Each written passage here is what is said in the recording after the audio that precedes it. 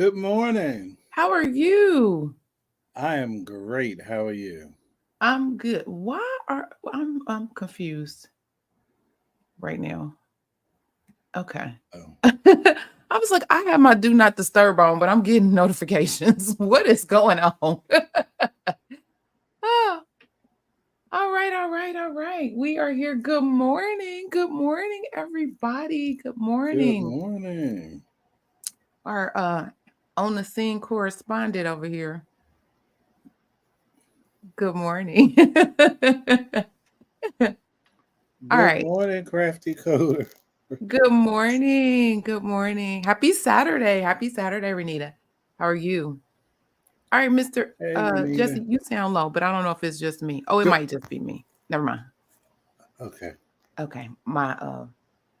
I don't have my equipment because I have I have a line dance engagement to this today. So I don't have my equipment here. So we're not on Clubhouse at all. Okay. All right. All right, all right, all right. Well, let's get this party started. Because this party, woo, mm. Things are going on out here in these streets. So, welcome, welcome everyone to the Saturday morning tea. Wait. I'm doing something wrong here. Okay, let's do that again. Okay. Uh-oh. Okay, welcome everyone to the Saturday morning tea where we discuss uh all kinds of stuff. We discuss health information, news, education, certification tips, entrepreneurship, um, the OIG, compliance matters, just the revenue cycle at large. And as you come in, don't forget to hit the thumbs up or like button. I'm Clarice Warner. I'm the girl with the pearls, the founder and senior education director of the Professional Reimbursement Network, LLC, where coding education is key. And PRN is a healthcare compliance consultancy located in Cincinnati, Ohio, the heart of it all, that specializes in revenue cycle and regulatory compliance and education. Now, let me ask you, do you know what it takes to be a certified marketable medical coder? Do you? Do you really? Well, before I introduce my co host, let me share with you information on a free, yes, free 99 email course on the 5 steps to become a certified marketable medical coder. Are you interested in medical coding, but not sure where to start and scared of wasting time and resources? Let me help you with the right steps to become a certified marketable medical coder. Learn more at bit.ly/5stepscoder. Yes. I'm reading comments and chuckling. If you are interested in uh, getting more information about the 5 steps to become a certified marketable medical coder, then check out the video description for the link. Yeah, it's a lot of stuff in there, but that video, that link is right there in the description box. So joining me today is my co-host, Mr. Jesse, the registered trademark. Put some respect on his name, the coding nurse. Yes. Sir, introduce yourself and tell the folks all about you. Good morning, everybody. My name is Jesse. Whoa, what did you do? Oh, what happened? Am I You sound loud? staticky or something. Oh, And you were you fine know, before. ask the crafty coder how's my audio. Wait, Crafty coder, how am I? we waiting on her. In the meantime, good morning, Vicky. Because it could be, you know what? Let me. Okay, you Let's, sound fine right now. She said choppy. oh, how about now? Much better. It's those. I know. It's Look, I had to plug in. yeah, that's what I'm gonna get ready. All right, how about now? Excellent. Yay. Good morning, everybody. My name is Jesse. I live in Philadelphia, Pennsylvania. I have been an LPN for a very, very long time. In 2014, I transitioned to the wonderful world of HIM, and in 2020, I created a company, The Coding Nurse, where I help nurses and other healthcare practitioners with clinical experience to transition into the wonderful world of HIM like I did. All right. All right. Look at you helping the community. Yes. Somebody in has to all of do these it. things. If not you, then who? Hey, If how not about now, then when?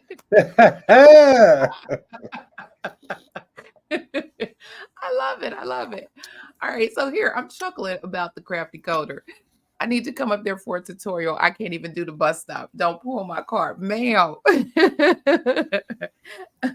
Well, you can But you follow know, me. I have the YouTube channel with the tutorials, and then I also have a online course. So you are more than welcome to come through. We can talk later.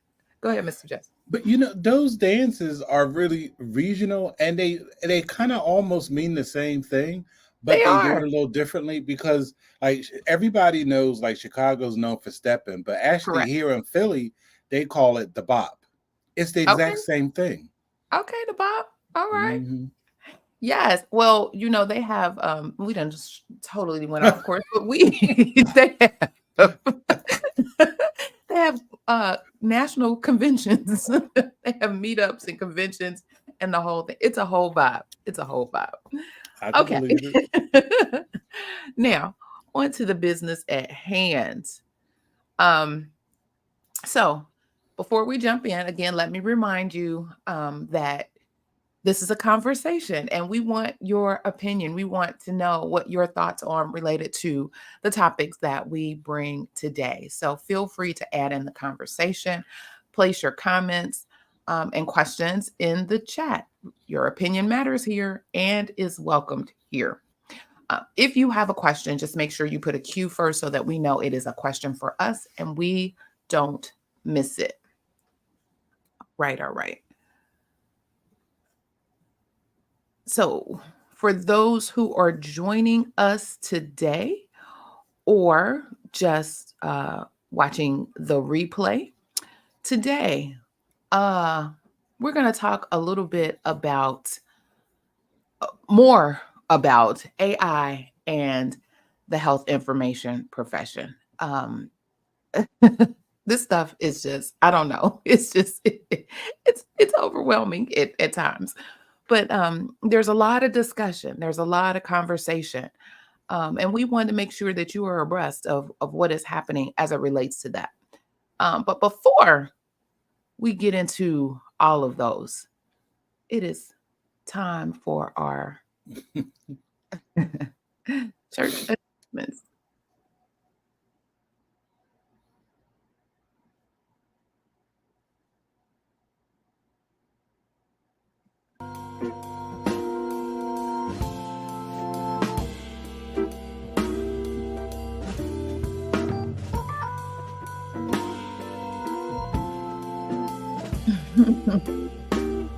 Yes. Always got to have MLK. Always got to have. Keeps the peace. Keeps the peace.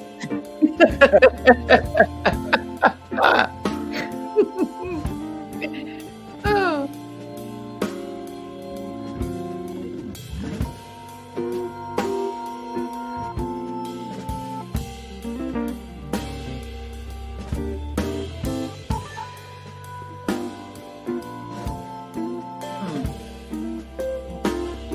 The name of the song is just Sad Sunday. That's sad to me. It's all good. Mm-hmm. All good.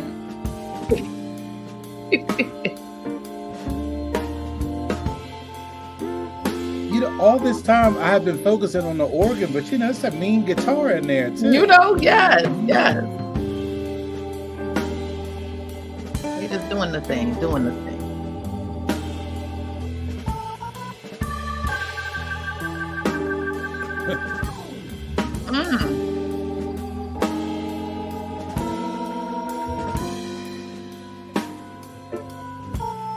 Okay. Look, we can hear and listen to this all day. All right. So church announcements for today.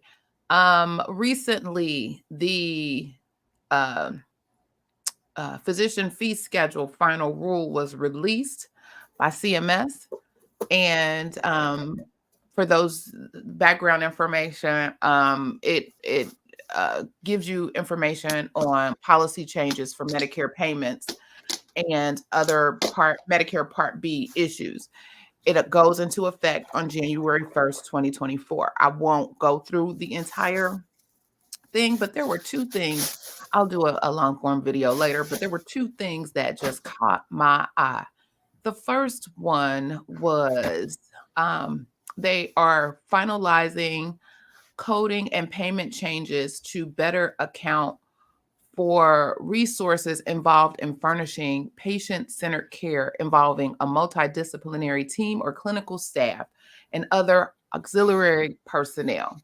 So these finalized services are aligned with HHS's Social Determinants of Health Action Plan and help implement the Biden-Harris cancer moonshot goal of every American with cancer access to covered patient navigation services. So specifically, what they are doing is they are finalizing to pay separately for three items: community health integration, social determinants of health risk assessment, and the principal illness navigation services. So I want to jump down to the social determinants of health because that's the one that caught my eye. So they are finalizing both coding and payment for a social determinants of health risk assessment, which would recognize when practitioners spend time and resources assessing social determinants of health that may be impacting their ability to treat the patient. They're also finalizing the addition of the social determinants of health risk assessment to the annual wellness visit as an optional additional element with an additional payment and no patient coinsurance or deductible when it is provided with the annual wellness visit. So they are finalizing codes and payment for social determinants of health risk assessments furnished with an evaluation and management or behavioral health visit. What you think about that? I knew it took some money. It was going to take some money to get this off the ground. It's just there's always a work in progress. There's always something like you could. I guess we'll never get to. There will never ever be a point in healthcare where you can just be where there's nothing going on, because I guess this is under the moniker of continuing improvement. I don't know, but Well, every administration has something. Yeah. So, yeah. We'll see. They have something. They have something. But we've talked about the social determinants of health before and the reluctance of providers to actually document and apply the appropriate ICD-10 codes for social determinants of health. So I guess putting together this payment model for on the Part B side or the physician side now gives an incentive, if you will, for them to actually do it. The other thing, which was a very, very good thing,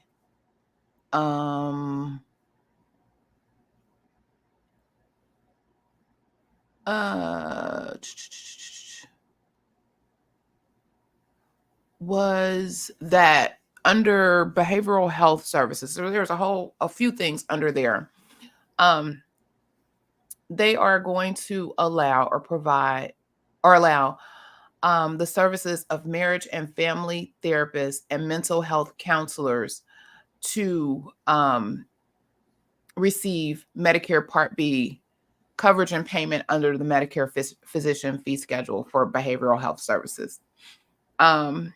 Additionally, they are finalizing their proposal to allow addiction counselors or drug and alcohol counselors who meet the applicable requirements to be considered a mental health counselor or MHC. and to enroll in Medicare as MHCs. So MFTs, which are the marriage and family therapists, and MHCs, which are mental health counselors, will be able to begin submitting Medicare enrollment applications after calendar year 2024 physician fee schedule final rule is issued, and they will be able to bill Medicare for services starting January 1, 2024, consistent with their state statute. They're also making corresponding changes to behavioral health integration codes to allow the MFTs and MHCs to bill for these services as well. I was like, this is a game changer right here. Because they were not allowed. It was only clinical psychologists or physicians. And so all I can hear is the scope creep stuff rearing its ugly head in my ear. But this was a game changer. So for those of you who, and I believe it mentioned the criteria for these counselors, and I want to say they're master level folks who have their master's degree and or doctorate degree, and also meet their state requirements for licensure. So this is a game changer. I was excited about that. So more to come on that. Mr. Jesse, you have any comments on that? It will be interesting to see if, like you have mentioned, the scope creep. It'll be interesting to see if these physicians or whomever have an issue with that. And honestly, I don't think they will, because the people who they are proposing to allow to bill, they're servicing the people that they don't want to deal with anyway. Right. And they are allowed to bill at the state level. They just were not necessarily allowed to bill for certain services. There's certain state services, of course, it's wide open, but there were certain services that Medicare did not recognize for them. And so they're opening the doors for that. So yeah, I thought the same thing. Let's see. Oh wait, we got the usher finger. Right, patient be homeless, no electricity, and no mention of it in the note. Right. And again, that's because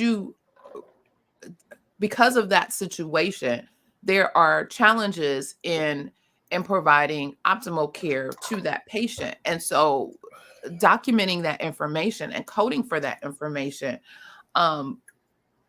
I won't say it's a win-win, because of course, if you're in that situation, that is not a win-win, but it allows you to take the time to then assist that patient with resources that may be available to them that they may not have known about, or help that you can provide to them because of their situation.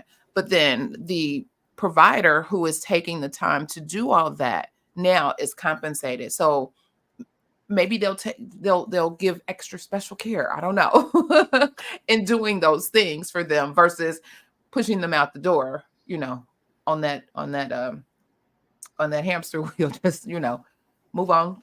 We got a production quota to meet. So they won't give the time for that. She said, yes, go ahead, MHCs and MFTs. That's awesome. I am so excited about that. I am hyped up about that, especially for my clients, because we about to do it all. Okay. So those were my church announcements for the day. I don't know if anybody else had any church announcements. You could let me know. Mr. Jesse, did you have any? No church announcements. Okay. I'll be looking in the comments and see if there are any additional church announcements out here in these streets. Looks like none. Okay. Hearing none, I'll move to the next topic. I feel like I'm reading.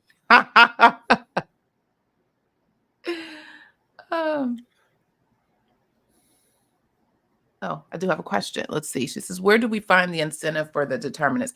You would look in the 2024 physician fee schedule final rule. It's on CMS's page, or you can do a Google search. and look for the actual rule. They have summaries, but the actual final rule gives all the details. All right. So today,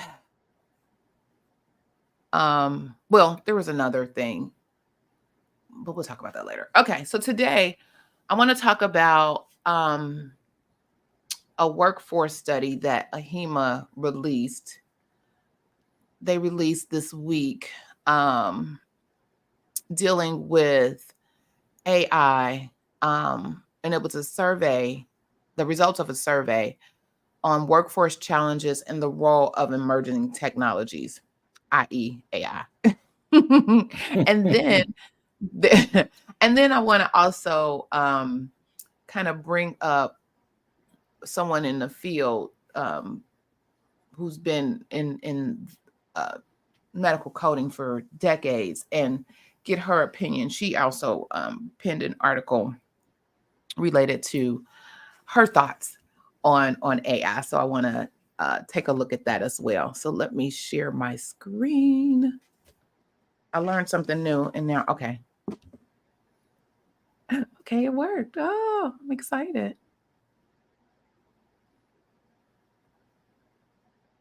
There we go. Okay. So here is the report, final report. Oh, they tried to play that CMS thing. Okay, the final report on this information. And a couple things. It's a lengthy report. We will not go through all of this, but there were a few things I wanted to mention. Where did it go? Okay, so the methods, that's always important. That's always important. So they distribute, so from August 8th through the 22nd of this year, they fielded a 10-minute, 31-question web survey that was distributed via Qualtrics to 35,519 health information professionals. As an incentive for participation, respondents were given the option to be entered into a raffle for gift cards. Survey recipients occupied a range of health information roles, including privacy and compliance, data quality, data analytics, revenue cycle management, and consumer health information. Of the 35,519 AHIMA members that received the invitation, 5,516 opened the survey instrument. And then they had some screening questions on whether they had supervisory and or hiring responsibilities at their organization. Among those individuals who began the survey, 2,526 met the screening requirements and were eligible to complete the survey. So this is the results of those 2,500 or so folks who completed their survey. So what they learned from the information was that there were understaffing in, I think we all know this, in the health information workforce. 66% said they experienced understaffing in the last 2 years. 34% said they did not experience understaffing. Of course, they are attributing some of this understaffing to the pandemic, because they stated that folks mentioned the pandemic worsened their staff workload, along with competition with other organizations for talent and access to talent. Impacts of COVID. Again, staff, they said that in 4 out of 5 workforce challenges categories, a greater proportion of respondents indicated that COVID-19 worsened their respective challenge rather than improved. Worsened staff workload, competition, access to talent, organizational funding for health information, staff, and resources. And then neither improved or worsened were organizational leadership respect for the contributions of HR professionals. Okay, already. Wow. All right. Next, challenges for recruiting. They had local pay constraints, salaries are not competitive within the local market, limited local talent pool. When can I make this a little bigger? Okay, limited local talent pool, national pay constraints. Organization cannot compete with salaries offered through remote positions in other parts of the country. And then also at 51%, lack of experience. Available candidates do not have the work experience to adequately fill available roles at the levels needed. 44%, lack of expertise available. Candidates do not have the necessary skills or training to adequately fill roles at the levels needed. 43%, candidates prefer remote work that is not offered with available positions. And then organizational resource challenges and constraints came in at 33%. Other organizational actions that they use to improve recruitment, 45% said they increased pay. 40% said they increased the number of staff that can work remotely. 28% said they increased on-the-job training opportunities. 22% increased reliance on automation and machine learning products and services. Keep that one right there, top of mind. 20% said they did nothing. 17% lowered qualifications, or removed certification requirements for certain positions. Keep that one too. 15% business process outsourcing. 5% increased funding for offsite training, and 4% reduced the workload. The impacts of understaffing, 76% employee burnout or staff dissatisfaction, 48% high turnover rate, 48% decreased reimbursement, slower claims processing, and increased claims denials, 37% lowered data quality, 36% slower release of information, 19% slowed implementation of regulatory requirements, 14% privacy errors, decreased patient privacy protection, 7% decreased patient safety, and 6% said none. So as they talked about the burnout and all of the things here, Mr. Jesse, did you want to jump in? No, I'll wait till we finish. Okay. So driver of this professional health information professional turnover, 47% said low pay, 28% said employee burnout, 21% lack of flexibility for remote or hybrid positions, 15% lack of support for health information positions from organizational leadership, and 10% lack of training or professional development opportunities. And this is when considering each driver of turnover, respondents ranked each factor individually from the most impactful to the least impactful. And then their actions, again, with the increased pay, increased number of staff that can work remotely, increased on-the-job training opportunities, none, increased reliance on automation and machine learning products and services.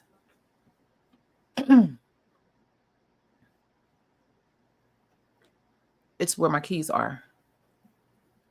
Unfilled areas, role areas. You have data quality.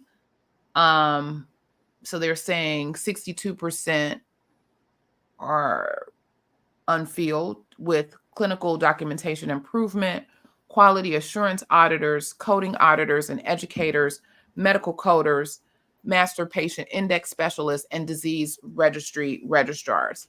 40% in consumer health information, which would include patient service representatives, community health workers, patient navigators, and medical record clerks. I don't, what is that?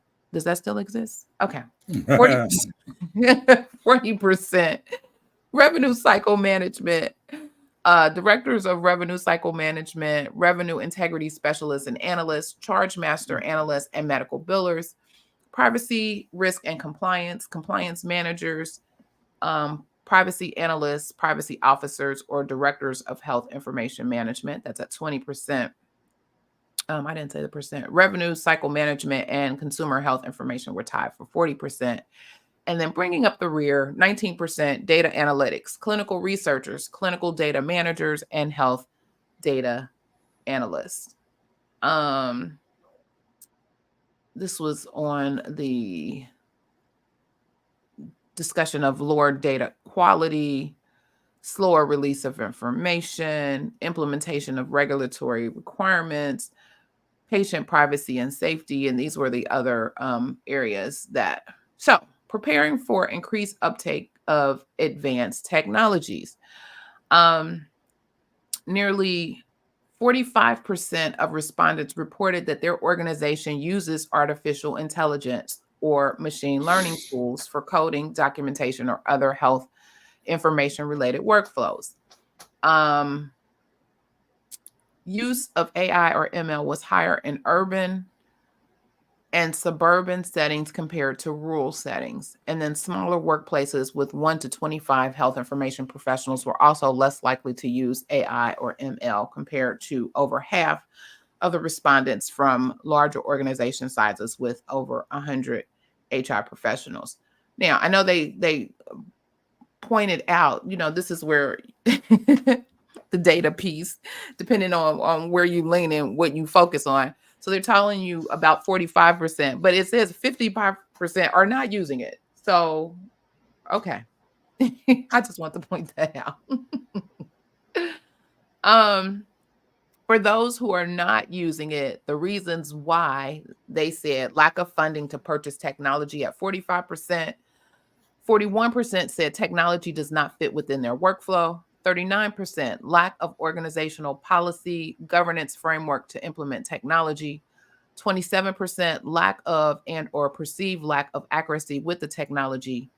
20% ethical concerns about the development and or use of such technology. And those who are using, they use at 83% computer assisted coding, 26% algorithms for patient matching, 20% administrative workflow assistance, 19% autonomous coding. That's what we talked about last week. 15% healthcare utilization management, 12% AI risk adjustment, and then 8% chatbots such as ChatGPT. So here were some potential benefits and challenges of AI or ML. Benefits: alleviates staff burnout or overwork, reduces administrative burden, improve productivity, reduces staff headcount, reduces departmental expenses, decreases claim denials, improve compliance, increase patient safety, and improve data quality. Challenges: reduces data quality, increase claims denial, increase errors, increase costs, increase technical burden, increased oversight, need for more quality assurance, increased regulatory reporting burden, lack of skilled workforce, and real or perceived bias issues. I think that's it. Now they just go into breaking those things down. So yeah, so in the impact of AI or ML on HI jobs over the next 5 years, they believe that there will be a 20% increase, a 40% decrease, and 40% of no impact. So that's going to be interesting to see what that looks like over the next 5 years. Next steps for the health information profession: 75% believes they need to upskill the current workforce, 72% new training or focus area for future workforce, 68% increase awareness of health information professionals' value among healthcare leaders and executives. 51% more input on development of new technologies. 43% increased need for more data stewardship, and 42% more stringent privacy, and or compliance process and protocols. All right.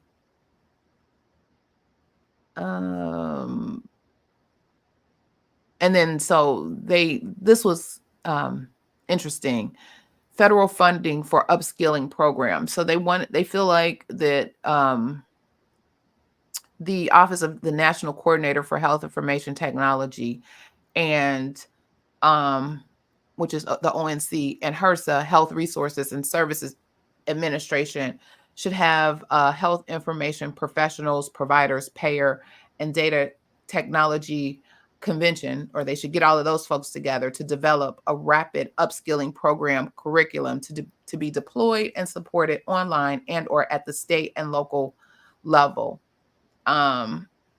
This would be developed as a full module in the ONC's Health IT curriculum resources for educators, dedicated to training best practices and guidance for using different AI and ML tools. Of course, supported by federal funding, this curriculum could be circulated nationally and adapted at the state and local level and or at healthcare organizations as a training and upskilling program. This curriculum could also be integrated into current certification, graduate and undergraduate health information programs. I thought that was interesting as well. Okay, and so here's the conclusion and limitations. All right, Mr. Jesse. Well, that was a lot. I don't know where you want to start. Because I just feel a whole lot of ways, because from my key takeaways are, if you want to improve health information, you need to get rid of gatekeeping and pay some more money. Well, they didn't even need the whole 2,500 people for that one, did they? They Really didn't. They could have just asked me. Who paid for this one? How much did it cost? Because it was curious. I'm not surprised, but it's like people don't even realize, like, they really act like it's a problem, but it's a problem they've created. Like, at the top of the list, the highest shortage is in CDI, but that's like one of the most gate-kept professions in HIM. And you wonder why? Because we got two gatekeeping organizations that are together. Two gatekeeping professions that are involved in CDI work. So interesting. I mean, but I was surprised at the amount of people who don't believe that AI is going to affect things in the future. Yeah.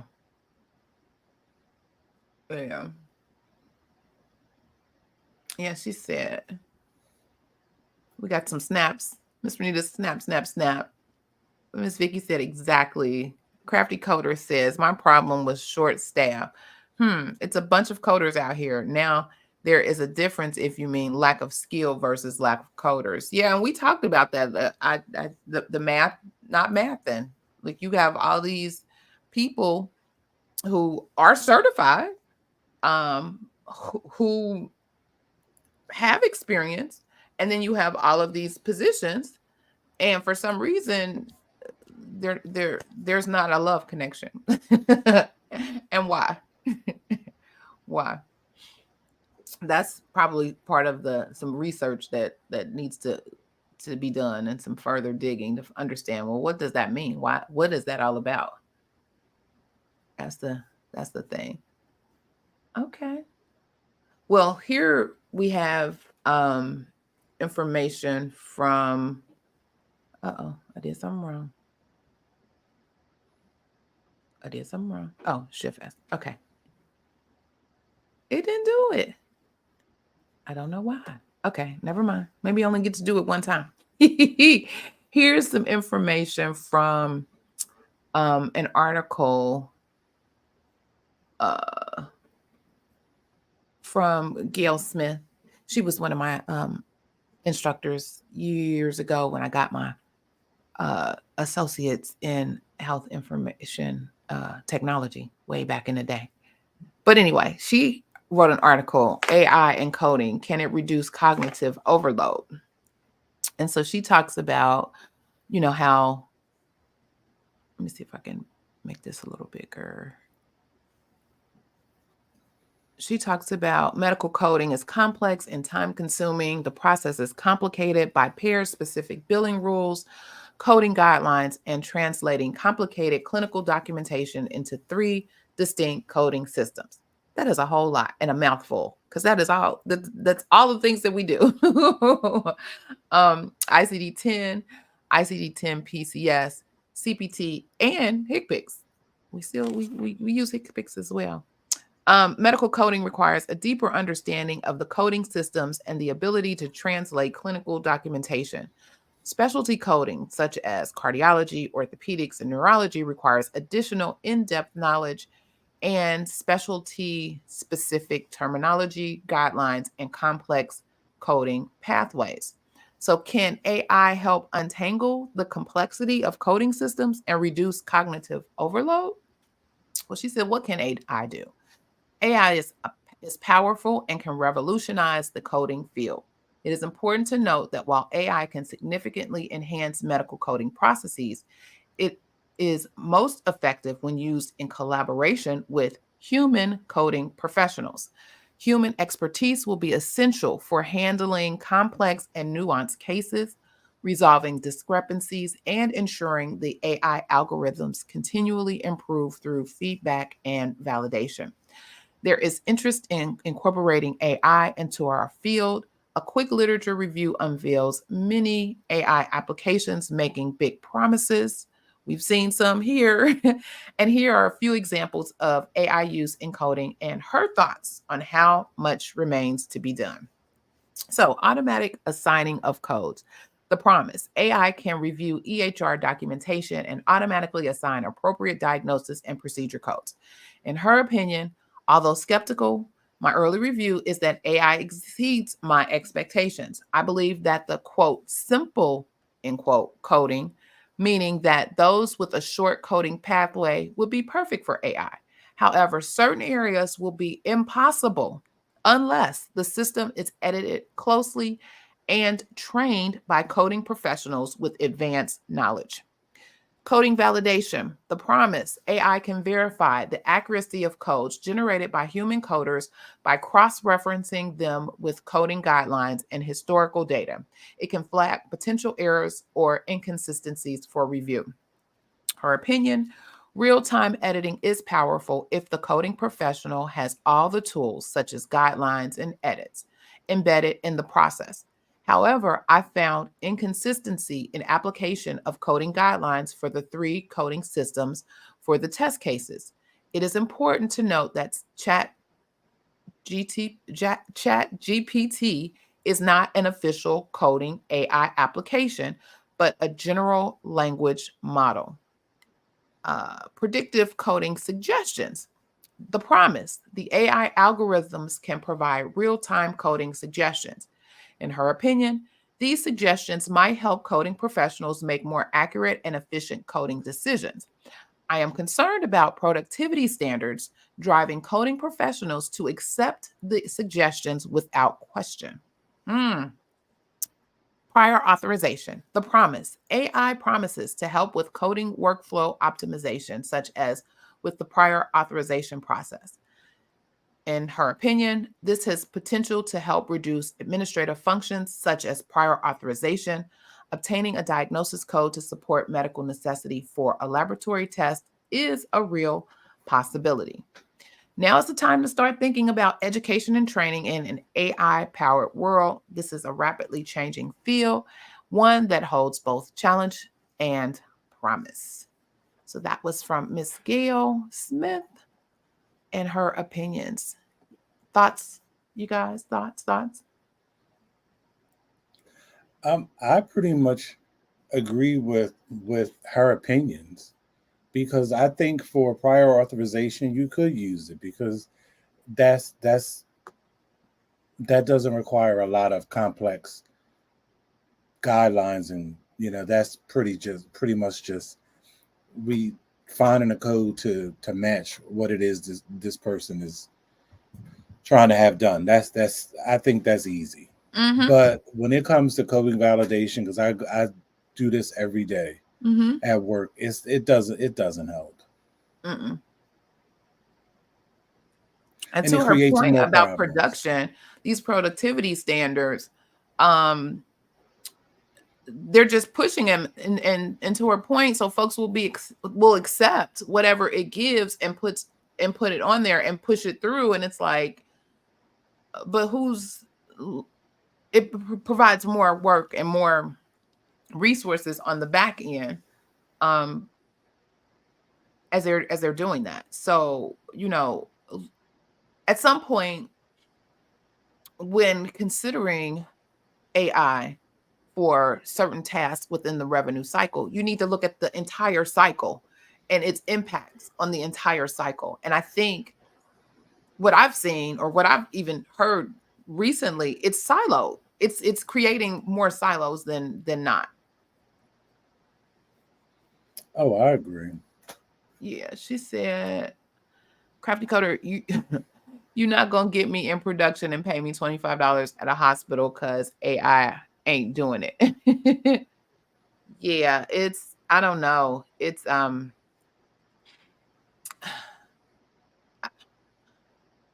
I think similar to the offshoring situation that has occurred, with the promises of being able to get coding done, or that portion of the revenue cycle coding done cheaper, quicker. Ask some of those folks who've offshore what their opinions are related to that. And I think you may hear some of those same comparisons as it relates to AI today.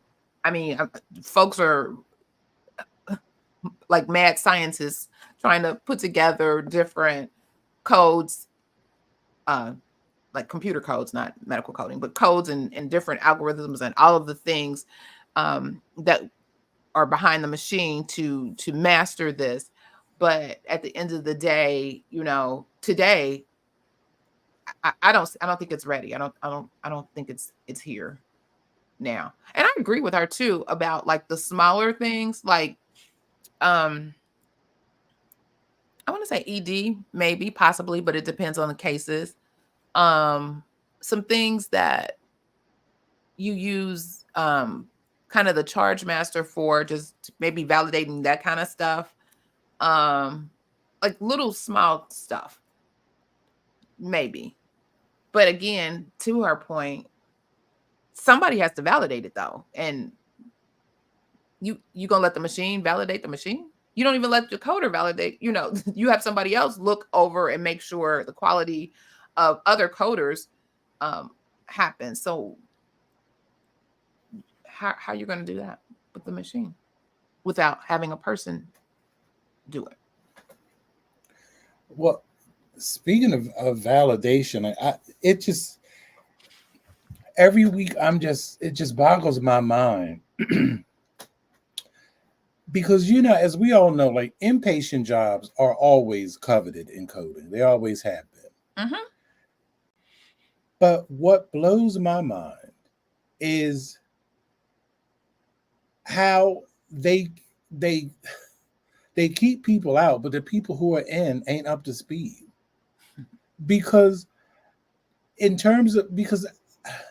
when did coders stop having to validate codes? Like, you just don't code something just because it's documented.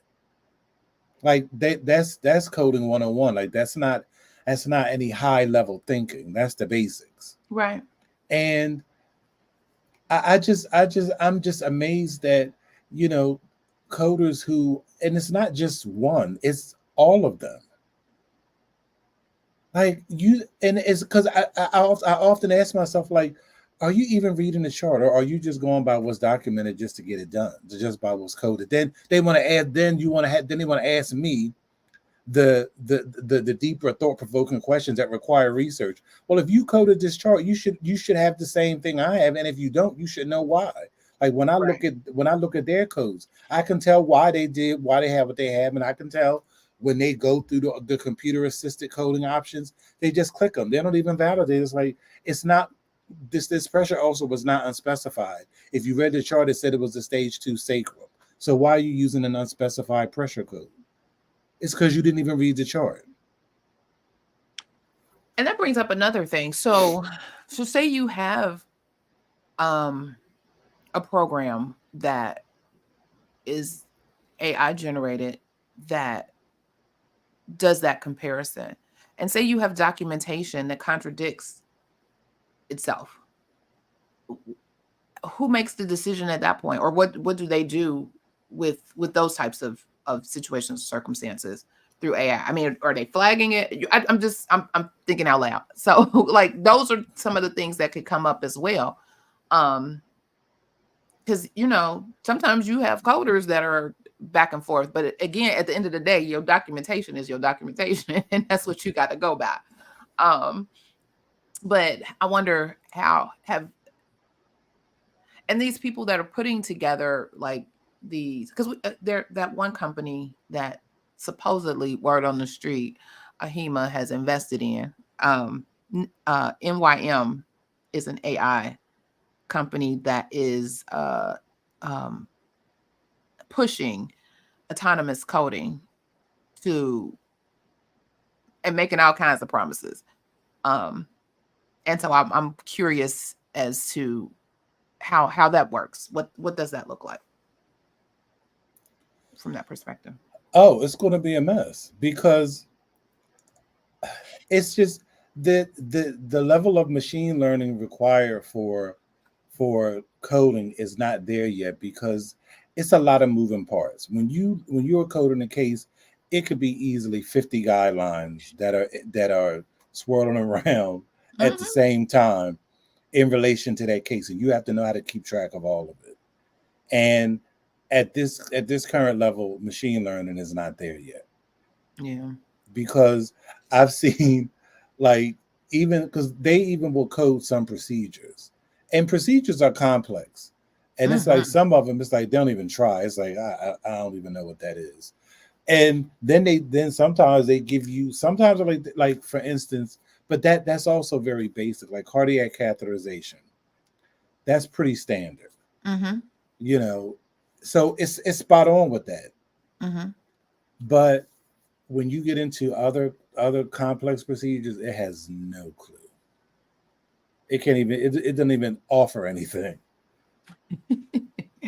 Yeah, and I'm But thinking, even with surgeries, to your point, yeah, there may be some, you know, basic surgery procedures or with the opno, generalized documentation, but a lot of them you don't know what you're gonna know until you open that body up, and then things in the game then change. And so yeah, again, I don't I think I just don't think that people are taking the whole process into account or into consideration. well, the reason why I don't think they are is because I think that people think that AI is better than they are, and it's not. I really think that that's the whole misconception. People think that computers are inherently better, quicker, and faster, and they're not. Mm-mm. Because who built the computer?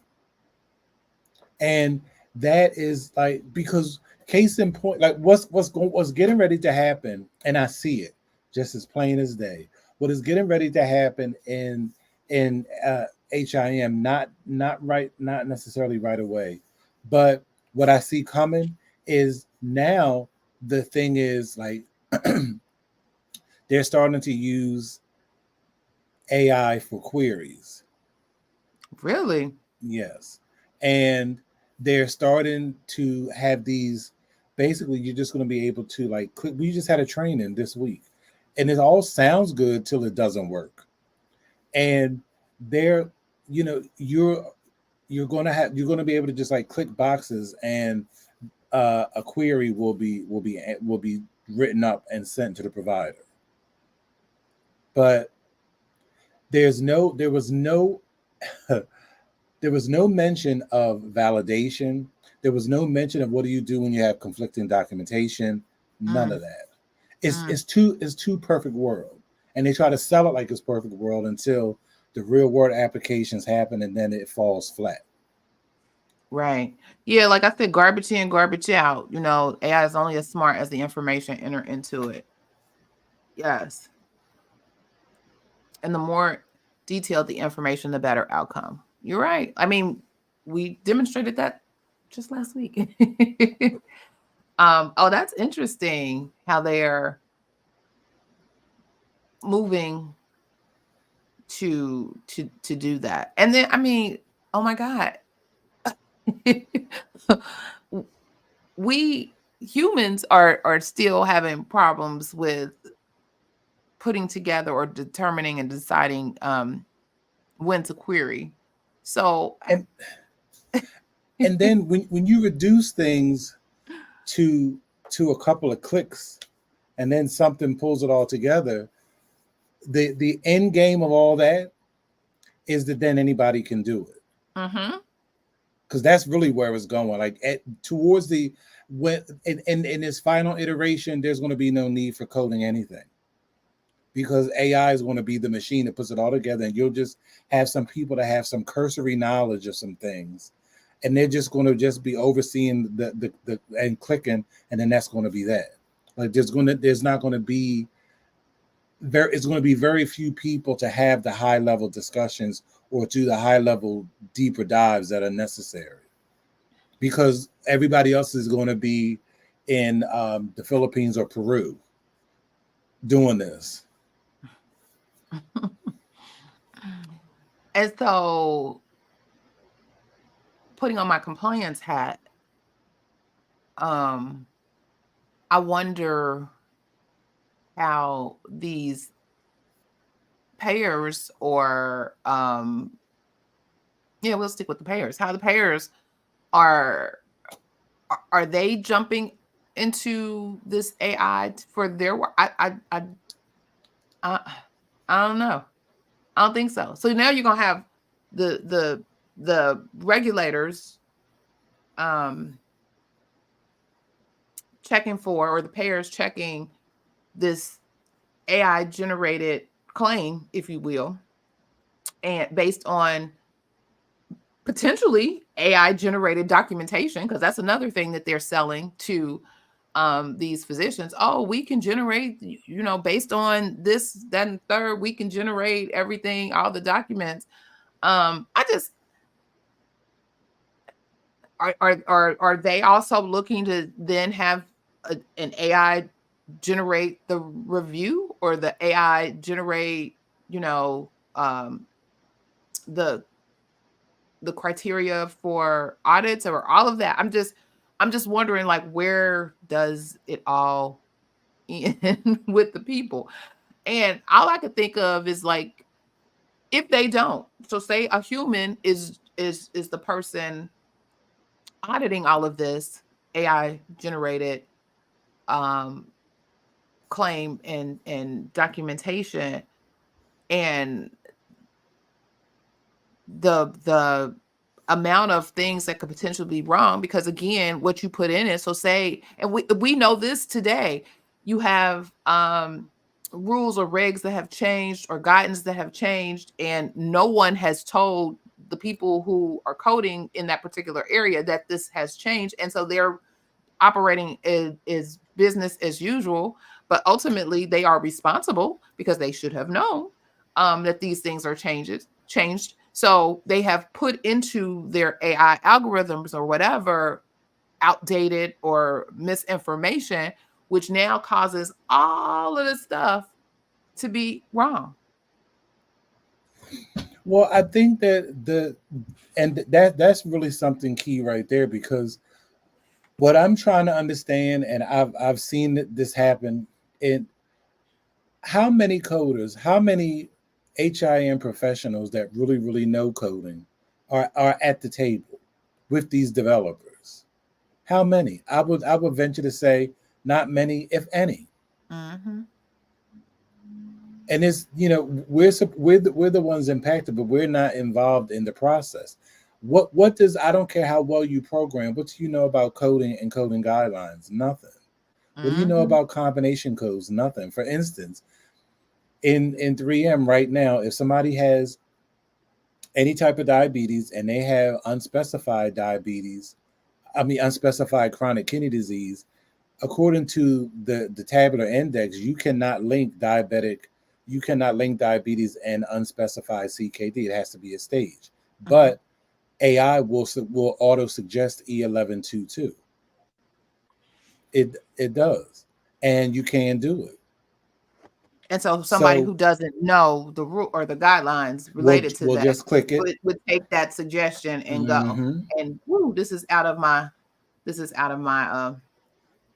queue. But that right there shows how uninvolved HRM professionals are in this process, because an HRM professional would have been like, oh no, you can't do Would that. not even put that in there. There shouldn't even be an Exactly. option. There shouldn't be something that or no, they shouldn't put that. It shouldn't even be an option. I was about to say, But right, but that's a programming issue.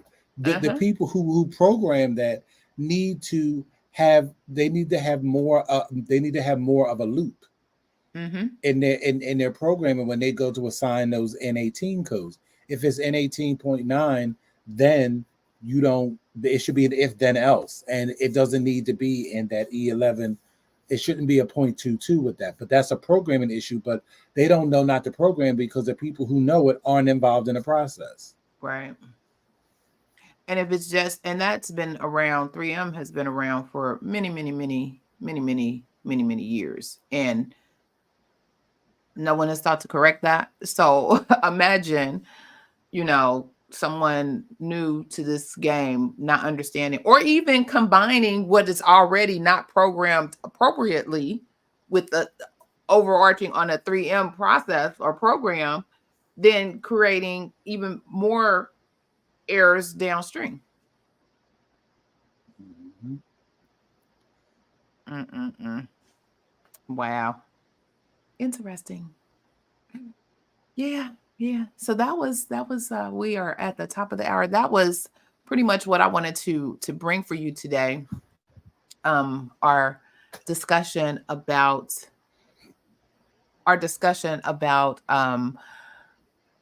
AI and health information, how folks are considering moving forward with some of these technologies and tools, possibly with the exclusion of health information professionals at the table, not necessarily understanding or taking into account the full revenue cycle and its impacts on all areas of the cycle.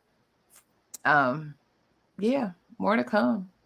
While folks is jumping at the bit, ready to pounce and whatever. I hope they stack in their paper. How about that? Because on the back end, when those fines and stuff comes and hit, I hope the paper is stacked as well.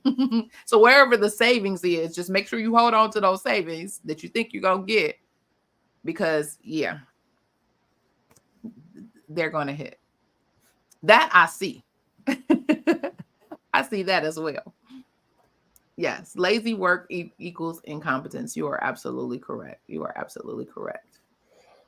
All right, y'all. Well, this was good. This was good. Thank you all for joining the Saturday morning tea or checking out the replay. Was the tea spilled today? Was the tea spilled today? Absolutely. Yes. If this information was valuable for you, help us share this message with others by sharing the video and subscribing to the channel. Also, we will be having our meeting after the meeting. If for more information, check out the description box for our Patreon information so that you too can be part of the meeting after the meeting. I, Also, yes, sir. I just want to jump in. The meeting after the meeting today is going to be juicy. I have some info. Oh, I love it when it's juicy. Yes, yes. All right, y'all. You heard it from Mr. Jesse's mouth. Juicy info. Come on. So be sure to follow us for more information on all things health information, compliance, revenue cycle, and medical coding.